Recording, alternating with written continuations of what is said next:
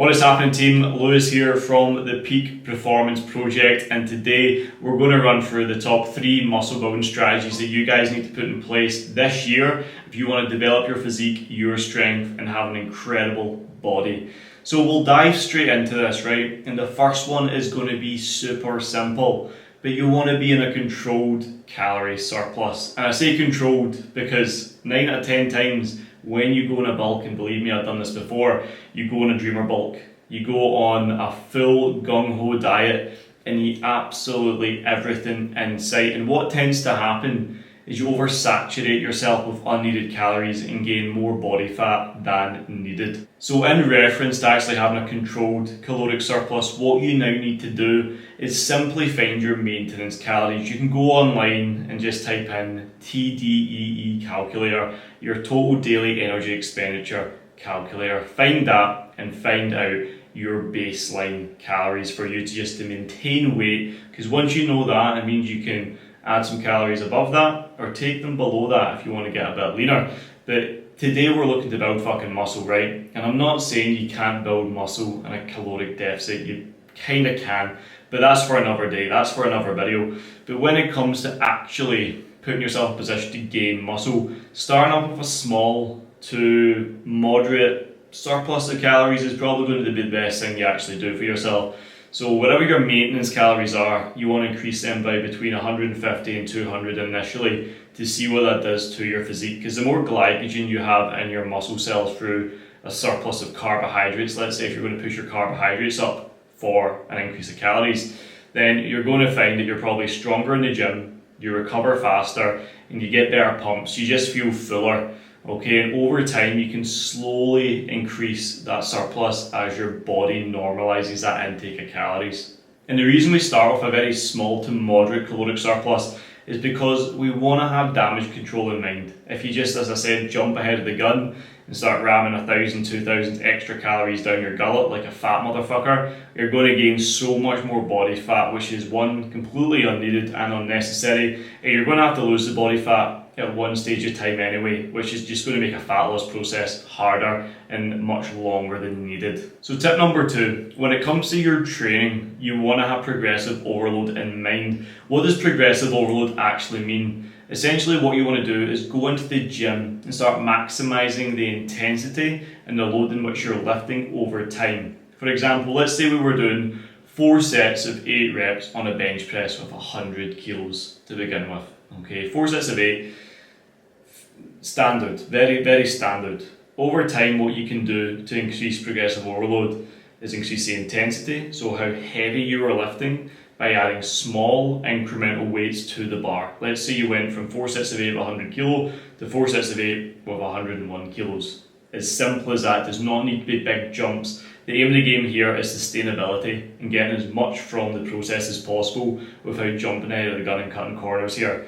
Yeah, you might be able to lift heavier than that 101 kilos, but if you do it gradually over time, week to week to week, you'll have consistent progressive overload over time, which will therefore build more muscle tissue. Because anytime you're in the gym, you want to force a metabolic adaptation. You want to force muscle stimulus. You want to give the muscle a reason to fucking grow and get stronger. Otherwise, you will find that you're just going to be complacent and maintain the physique and the strength that you normally have day to day. With progressive overload though, it doesn't need to always come down to the weight lifted and shifted. It can come down to the volume on reps and sets in which you're lifting. So let's say if you increase that 4 sets of 8 of 100 kilo to 5 sets of 8, that is another way to progressively overload. Or you could even put something like extra reps in, so 4 sets of 10, 4 sets of 12, and over time progressively build that weight up, the amount of volume you're lifting up. And over time, you're going to be lifting heavier for more reps, which will recruit more muscle and allow you to develop a larger stimulus within the training session, allowing your body to actually adapt and change and grow.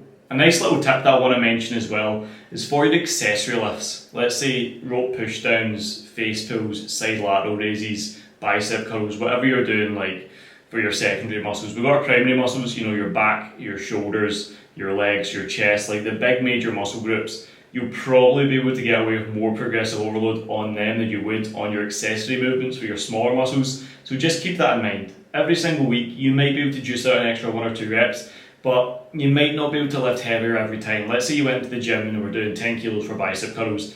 I wouldn't say in 10 weeks time you'll be hitting 20 kilo bicep curls. I just don't think that's going to be the case for dumbbells. It takes a lot of time to really progressively overload the smaller muscle groups, so keep that in mind and just make sure you're hitting them frequently with a good amount of volume, and they will grow as a byproduct as well. But over time, if you're nailing your compound lifts, if you're getting stronger across the core three, your squat, bench, dead, and getting stronger in those lifts, you will develop a physique. And then the accessory work in which you do, as it's called accessory work, will just be the icing on the cake, the cherry on top for your physique to actually look strong, healthy, and jacked. Tip number 3, guys, we're going to talk about nutrition here. When it comes to your nutrition, protein more than anything else. When you have your calories nailed, your training stimulus nailed, we can look at protein. That's going to be like the building blocks of your physique development, so to speak. So if you can aim to hit 1.2 to 1.5 grams of protein per pound of body weight, you'll be in a very anabolic position to actually build muscle. The thing is, with your muscles, when they are nourished properly, they can recover faster, they can grow faster, and you will develop at a higher rate. 9 out of 10 times, I see with my clients when they initially come on board, when we do their testing week, their average protein goes between 90 and 120 grams for a growing fucking boy. And that's not on. That's not on. So if we take that up to 180, 200, 220 grams, the rate in which they will progress 10x's, simply put. They just make progress much, much faster because they're in a more anabolic position to actually gain muscle, because they're actually giving the nutrients required to the muscle, which is needed to actually grow and develop. And the thing is with protein, they, as I said, are the building blocks of your muscles. You need to have the right amount of amino acids, the right amount of protein peptides, and they will all come. And that's going to allow you to really tick the boxes across protein intake, training intensity, and nailing your calories, because all of those three combined with one another will put you in a very, very good spot for growing and developing your body through eating whole foods. You can obviously supplement with whey protein to obviously take that number up, because eating about 220 grams of just clean, raw protein sources is quite challenging. That's why you can supplement with protein. But when you're eating your food, you want to think steak, chicken, fish, eggs, all the good stuff, naturally occurring foods that are, frequently bought in your shops and stuff like that. You can even go to butchers and get your food. But I would recommend you lean into having high quality, nutrient dense protein sources at the forefront of your mind, and then supplement with anything on top of that to get to your numbers. Things like, as I said, whey protein, yogurts, all that kind of stuff are going to be phenomenal for you. And that's going to allow you to really tick the boxes across protein, training intensity, and macronutrients and calories. So like I touched on there, guys, if you nail those core 3 steps, you're going to be in a phenomenal position to start building muscle at a faster rate. On top of that, I want to recommend 3 core steps that are going to allow the journey to be a lot more sustainable, enjoyable, and within your favour in terms of health markers, energy, and how you generally feel within yourself. Because it's very easy to gain unnecessary body fat in a bulk if you don't have these non-negotiables in place. So let's dive into them. So bonus tip number 1, stay as active as possible. 9 out of 10 times you see a lot of people just fuck off all forms of cardio, and it leaves them feeling unhealthy, slow, and fatigued easier. If you want to be in a prime spot for staying fit and healthy year round, developing your muscle, holding a good body composition, you need to keep your activity up.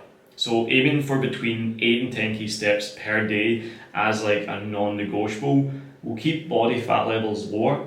It will allow you to stay fitter and actually keep your heart and your lungs healthier. Therefore, you're going to have a higher power output for your training, therefore make more progress. So it's like, keep yourself healthy, because over time, let's say you go into a fat loss phase, if you've went from doing 2k, 3k steps over the course of 6 months and eating like a shipwreck house and just lifting loads of weight, when you now have to start cutting down body fat, you're going to find that even increasing your steps is a massive challenge. So just keep that as a non-negotiable throughout the entire year, and that's going to allow you to feel healthier, fitter, and maintain a better body composition, as well as helping blood glucose levels. Because when you're eating more carbohydrates for a gaining phase, you will be more susceptible to spikes of insulin, and you want to maintain a nice healthy insulin level throughout any gaining phase and stop those up and down spikes, especially just inconsistently through the day, that is going to throw you off and essentially leave you feeling lethargic. So a little tip that I like to put in place is sprinkle little 10-minute walks through the day and just pepper yourself with these little walks round about your meal times, in the morning, in the evening, and that's going to allow you to accumulate these steps up very, very easily. So little tip number 2, I would recommend that you routine your days. So when it comes to that, I'm a massive advocate and fan of effective time and self-management, diligent self-planning, so you actually have a strategy and plan to focus on day to day, so you can kind of standardize your weeks. Okay, this is going to make things so much more effective and efficient, so you're not chasing your tail and missing meals, missing training sessions, stuff like that. So you want to know when you're working, when you're training, when you're eating, when you're sleeping, all of that kind of stuff. Have it in a diary, have it on Google Calendar if you're fancy. Personally, I just use a paperback diary. I'm old school that way. Essentially, knowing your systems is going to help you out massively when it comes to having an effective muscle building phase, because it will require a lot of time. Not only time spent in the gym, but out with the gym, prepping and cooking meals, going your small walks, and pretty much organising your day around your sleep, your recovery, and making sure you can still show up for the people around you in your life, like your relationships, your social life, friends, family, and your work. And the last bonus ball in which I want to share with you guys today is actually learn to enjoy the process. If you're now going through the process of building muscle, you don't need to live inside the gym. You don't need to wear your hood up and wear big joggy sweatpants and carry around a 5-gallon bottle of milk every day. You don't. Gone are the days of doing it with that stupid mindset and approach. Yeah, it probably would work. It would work for some people. But if you're a normal motherfucker and you want to actually enjoy the process, still enjoy your social life. Enjoy those dinners out. And enjoy just getting stronger, lifting heavier, and being in this flow of developing yourself, because I know for a fact if you can enjoy a process of gaining muscle over time, upping your strength, building an amazing physique, it just means when you move back into maybe a fat loss phase where you will have to be more restrictive, maybe limit alcohol consumption, meals out and what have you, you're going to be in a better headspace to do that, because you've actually enjoyed 6, 7, 8, 9 months of the year spent in a more enjoyable period of your life, gaining muscle, enjoying your social life, being very present with food and family and what have you. So when you do go into those dieting phases subsequently through the year, you're going to feel ready. You're going to feel like a fucking slingshot pulled back and ready to launch. And that's what I want you guys to remember.